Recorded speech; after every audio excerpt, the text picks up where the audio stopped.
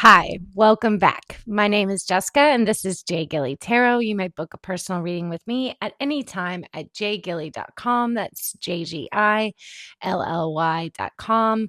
All the things in this video are alleged and not fact, and my personal take and psychic opinion on what I channel and share. Okay, so let's get into it. Yesterday, um, on March 19th, I was sitting down finishing my clients. Actually, I was laying down and in my bed, and I was like not paying attention. I had the TV going in the background, and I was like sending recordings, answering clients, winding down. And all of a sudden, okay, so I have a curtain over the window in my bedroom. And you could literally, I'm going to put a photo up, overlay it on this video so you can see. But there's a curtain that directly, um, you know, covers the entire window. There was a sliver of light, and you could see the straight rays of the sunlight that was peeking through. But y'all, all of a sudden, I like my head my head was caught by spirit and turned to the wall, and this huge ring of light, like a perfect ring of light, which could not have been possible because I don't think, because there was a sliver of light that was just straight. You could see the rays in the photo. You'll see in the photo. But there was a perfect ring of light, like a portal. And a man in 3D stepped out in like light photons, like it was a light body. And you can see his bone structure of his nose, the orbital sockets, his eyebrow bones. I mean, you could see his face, his full body. And he had like this white turban with like white beads and gold ornate accessories on a robe. He looked like he stepped out of the Bible. I'm not, no joke. And he was very peaceful and raised his hands as if he was a healer or giving me a blessing of some sort, giving me energy. And it was such a cool experience. And I don't even know how I caught it on camera. He like stepped out of the wall. I could see in 3D, way more clear than the photo, but I could see him step out, raise his hands, and then he stepped back, disappeared, and like flew off into the wall, into this portal ring. It was nuts, wild. Never in my life has that ever happened. And today I sat down to meditate with it. And I was like, what was the purpose of this? Like asking my guides, and who was this? What was the message? And I got a ton of downloads. So I'm going to share. Um, the first thing that I kind of intuited was that this possibly was Melchizedek. I know nothing about Melchizedek in the Bible. So we'll look it up. We'll kind of like rehash the story of Melchizedek. But I also heard, Jess, perhaps the deepest act is to simply look again at what remains visible without permission. Not to win a debate, not to impose, nor to claim to be right, but to take from chance the authority that never belonged to it. And I really had to sit with this. And I heard you were born not by accident. And I'm like, yeah, we know this, we know this, but what a profound statement on such a deep level. And then I started to think about like the biblical times and also Tartarian times and the mud flood. And the way that he lifted his hands was so peaceful, so healing, so authoritative that it was like I got a flood of transmissions and light codes and tons of energy too, I might add. I am just like feeling like $1,000,000 today. Um, and so sorry, my stomach's grumbling. Um, so yeah, I'm gonna pull some cards. We're gonna get into it and see, and then I'll end with the story of Melchizedek or what he signifies. I mean, I don't even know what the symbolism of him is. I did look up a few photos and he is depicted with his hands up a lot. However, and he did look a little priestly, I will say. He was in a robe, he was not in a suit, and he had very ornate gold accessories on the or ornaments on his robe. There was also like a bit of a color of burnt orange, I would say. But take a look at the photo and leave a comment below who you think this is, what you see. I am so intrigued to see what the feedback will be. Okay. So, also too, if you guys are really getting sensitive around this time and feeling a lot of things, I got the download to share like bells. Bells will really help clear the energy and it raises the frequency like instantly. Um, there's a reason that a lot of bells have been hidden and not used every day in the cathedrals to ring. I mean, like when I was younger, I used to hear like church bells all the time. We don't hear them that much anymore, right? And so bells instantly clear. They raise the vibration and banish any entities, lower frequencies, that kind of thing. So this is just your daily reminder. Get some bells and clear your home and your energy. Okay.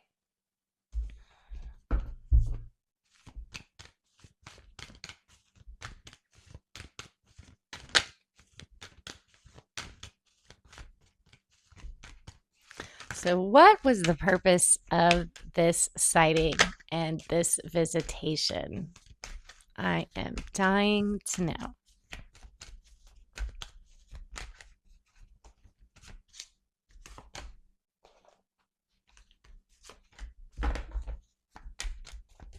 I just heard alignment.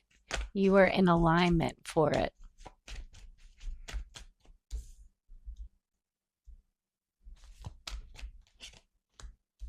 Intimidation. Maybe this was protection for me. Interesting. Now, as I channel for myself and this experience, this also is going to resonate with whoever stumbles upon this video. So perhaps whoever is watching is also kind of finding themselves in the midst of disputes, arguments, drama, bullying, conflict, hostility, and stress. So again, that's probably why I got the download to share with you guys. Bells are extremely cleansing energetically. It seems like there's a lot of communication around right now as far as the collective is concerned. And mental agility, I just heard, is also needed here. So really ground yourself in who you know you are, in your spiritual authority. Call your power back. Declare that you do not give consent to the dark forces and that you are a sovereign being of light. Um, as I've said in a lot of other videos, our pineal gland is a projector. It is kind of connected to, it is the, let's say it's kind of like the router to the cosmic Wi-Fi that is known as the quantum field. So we are projecting our own thoughts that create our reality into our immediate environment. Which brings me to the reminder of, my guys, just reminded me of the projector dome that I mentioned in one of Charlie Kirk's videos that I did. I think it was like part 4, maybe part 5. Is there a part 5? I don't know. One of the more recent ones on Charlie Kirk. I'm hearing the history was erased. Yes, we know that. If you've ever gotten into the Tartarian era and the lost Tartarian tools and free energy and inventions, I suggest you go down that rabbit hole. It is so enlightening. It was the times before the mud flood where giants were, everyone was well aware giants were alive and well. And I believe that these are connected to the Anakim giants that had special crystalline technology and wisdom that they shared with the Tartarian era, the humans of that time. If you ever see really old, ornate fireplace mantles that have gold and almost like cathodes on either side, these were healing energy chambers, and they used etheric energy plasma from the environment with antennas, and it would be transmuted or alchemized or converted, I guess you would say, in the chamber. It wasn't actually a fireplace, it was a healing chamber. And this was a smaller scale version of the healing chambers. The mandala stained glass windows, those are actually cathodes. I think I'm saying that right.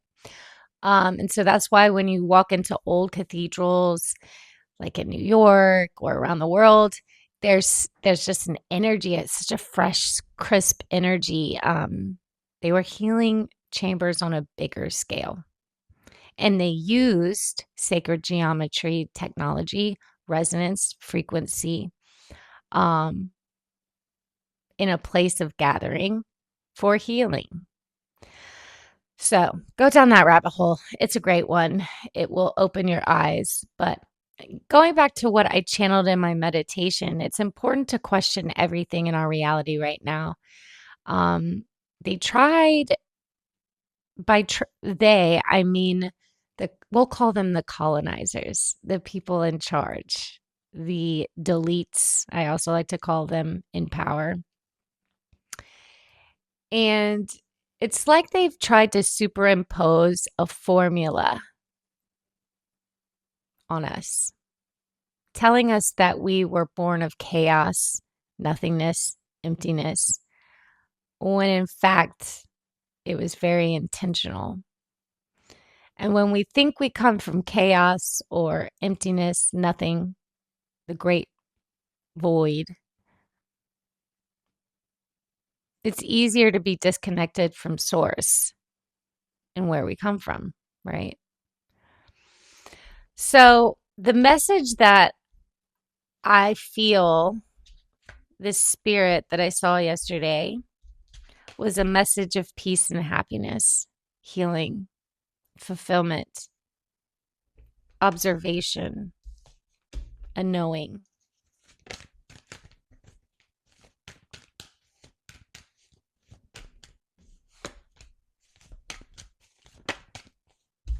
The Ace of Cups, love, spirituality, intuition, and using creativity. I definitely feel the gush of creativity today as well. Skill, talent, mastering your craft, steadily working with dedication. So, this is your sign to get on that project, to start chiseling out that craft right now, today. Start with just 20 minutes if that's all you have. This is your message. I just heard warmth. Well, spring is right around the corner. I can't wait. It's going to be a good summer, I think. A really, really good summer. I'm also seeing the number 5 in my mind's eye. So May or the 5th of something could be significant in relation to a change in the collective, the state of our world, as well as more economy is what I'm getting as well. I heard the architects of war. Okay. So something significant will be ending maybe in May in terms of the architects of war. Yeah. I'm not a fan of war. I'm sure everyone watching this isn't either. I mean, it's just smoke and mirrors at this point. I also heard the architects of war intentionally left out of the formula everything that's invisible, spiritual, magical.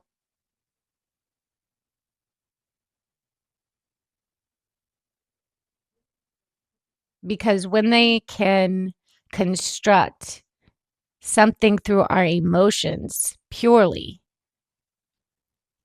through doubt, we're easily controlled. No surprise there. So, the best protest you can have today, now, is choosing to be in your happiness, choosing to be in your creativity, your masterpiece of skill and craft. I think we are really on the precipice of the great awakening that every spiritual thought leader talks so deeply about. I really feel like the great awakening could be happening this summer at the start of it. That's what I'm kind of like channeling. Also, too, oh, I just lost it, man. I was talking about the Great Awakening. Oh yeah. My guys just reminded me, in the Tartarian times, they didn't say good day. That wasn't a greeting. What the greeting was remember. And it was a reminder that you were from source. It was a recognition in each other, almost like an honoring of the light in another soul. So I think also too, on a deeper definition of the Great Awakening, I would translate it or interpret it as, in my own unique way, a deeper understanding and recognition of our soul and our purpose. Um, So, yeah, this is a call to get on your purpose. Stop right now. Stop worrying about money. Stop. That feeds the machine. I know I say that all the time, but I can't emphasize that enough. And I'm not just spewing out, like, I've experienced this.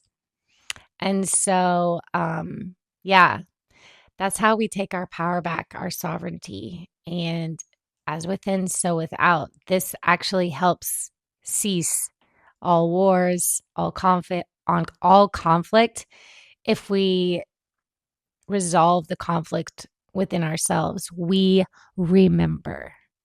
We remember. We remember who we are. We remember we come from source, the great mother.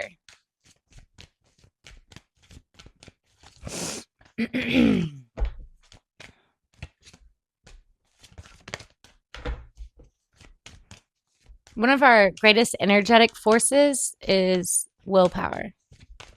And it's the thing, the universal law that the deletes and the people in power must honor. Universal law has been broken with all these secret societies in the luring, the mind control, the MK Ultra, the deceit, the erasing of our history, the reconfiguring of our maps, I just heard.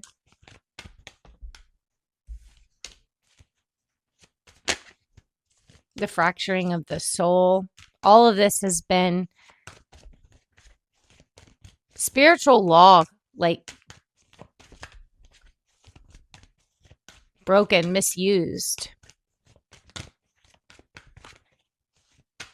They've made a huge mistake. And I would say it's time for the reckoning now. And this summer is going to be great. I feel like there's going to be a huge shift in reality, a huge shift in consciousness, frequency, and there's going to be a big divide. Also, too, I'm getting a download. I saw just on my feed recently that there is like this new strain virus called the Sears. And it's like an enterovirus that's like in the stomach and respiratory system. And I just found it fascinating that it's like the acronym is SEERS. Like first COVID attacked the crown, corona. And the crown chakra is what we have over the reptilian race. The reptilian race can instantly turn off their heart chakra and go cold. And they have abilities with their third eye, but that's the highest they can reach. They do not have access to the celestial lands through the crown chakra. So, that's why they have to harvest energy from us. They have to use our creativity and steal. So, yeah, this wisdom that we have in the crown chakra, the connection to source, the communication center, so to speak, outwardly to the celestial lands, to source, to messengers, to light. It's also impeded upon by the projector dome that they encapsulated us with in the preset formula. And anything that fell outside of that narrative, that formula, was considered unexplainable, geological error, anomalies, giant femurs, giant bones, statues pulled up. Oh, these are just anomalies. We don't know.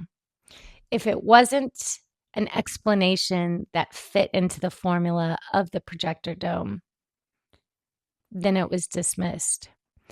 So right now, I would say question everything, my friends. Super important. Start in your practice of spirituality wherever that resonates for you. Pick, choose, use your free will of choice with the utmost intention right now. It will turn into a path of purpose. I see a lot of people right now in the collective are going to be moving. This is going to be in about 4 to 5 months, I'm getting, possibly as soon as 3 months.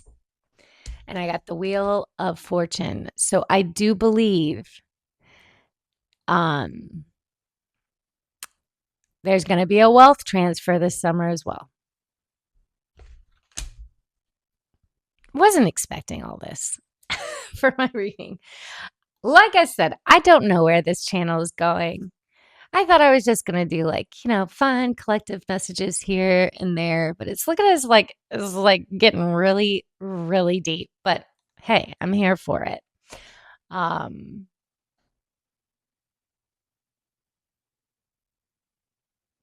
yeah.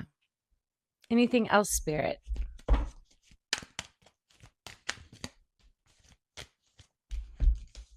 Celebrations and community. So it's really important to attract your tribe frequency wise. Don't waste your time trying to explain to people the lost history. Um, what's really going on, what's the real news. The people that resonate with you and the people that are on the same level of awakening, that see through the veil, that don't believe everything that's force fed to them in mainstream news and media, the people that want to go deeper and look beyond to see the invisible, those are the people you want to stick around, grow with, build with. All right. I'm looking at this Illuminati deck, the New World Order. Let's just see. I want to see if there's anything that resonates with the Melchizedek message. Sweeping reforms. So good. Discard the New World Order. Ooh, I am here for it.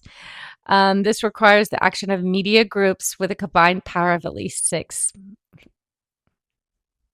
Coinky dink, I think not.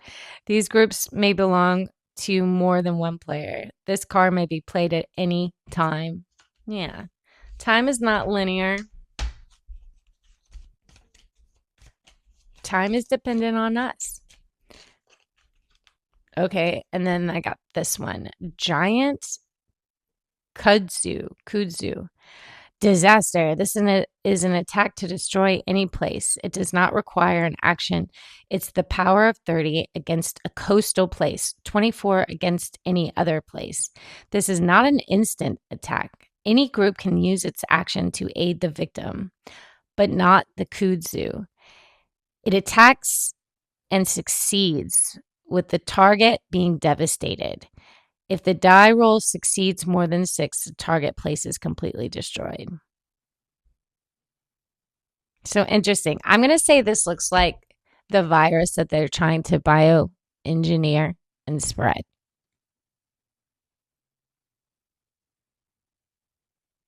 Yeah. Fascinating.